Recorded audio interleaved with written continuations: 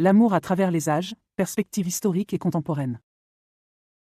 Bienvenue sur ma chaîne. Aujourd'hui, nous allons explorer un sujet intemporel et fascinant, l'amour à travers les âges. Dans cette vidéo, nous plongerons dans les perspectives historiques et contemporaines sur l'amour, en découvrant comment cette notion a évolué à travers les siècles et ce qu'elle signifie pour nous aujourd'hui. Préparez-vous à un voyage à travers le temps pour découvrir les différentes façons dont l'amour a été perçu et vécu à travers l'histoire et dans le monde moderne. Amour dans l'Antiquité. Commençons par jeter un coup d'œil à l'amour dans l'Antiquité. Dans les civilisations anciennes comme la Grèce et Rome, l'amour était souvent associé à des concepts tels que l'éros, l'amour passionné et sensuel, ou l'agapé, l'amour altruiste et inconditionnel.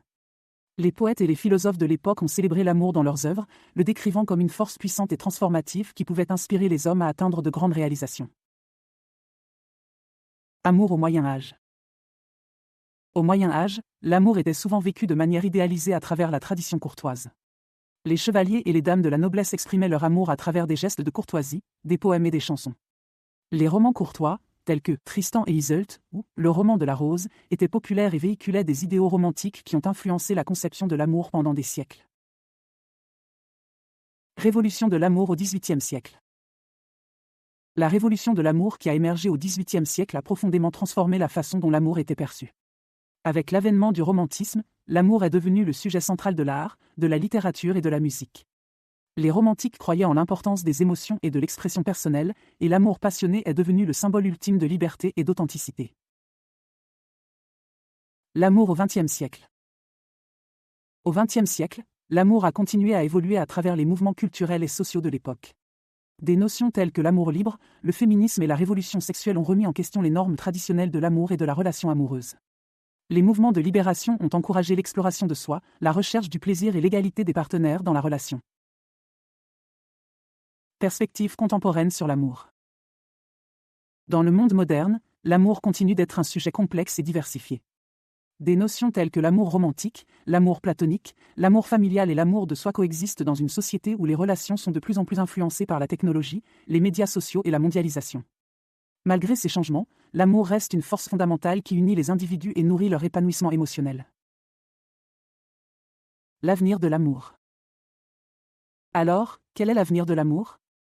Bien que nous ne puissions pas prédire avec certitude ce que l'avenir nous réserve, une chose est sûre, l'amour continuera d'être une source d'inspiration, de joie et de défis pour les générations à venir. En cultivant des relations fondées sur le respect, la communication et la compréhension mutuelle, nous pouvons contribuer à créer un monde où l'amour est véritablement au cœur de nos vies. En conclusion, l'amour à travers les âges est une histoire fascinante qui reflète l'évolution des sociétés humaines et des perceptions individuelles. En explorant les perspectives historiques et contemporaines sur l'amour, nous pouvons mieux comprendre sa signification profonde et sa pertinence continue dans nos vies. Pour finir, j'aimerais vous parler d'un nouveau service gratuit que j'ai mis en place.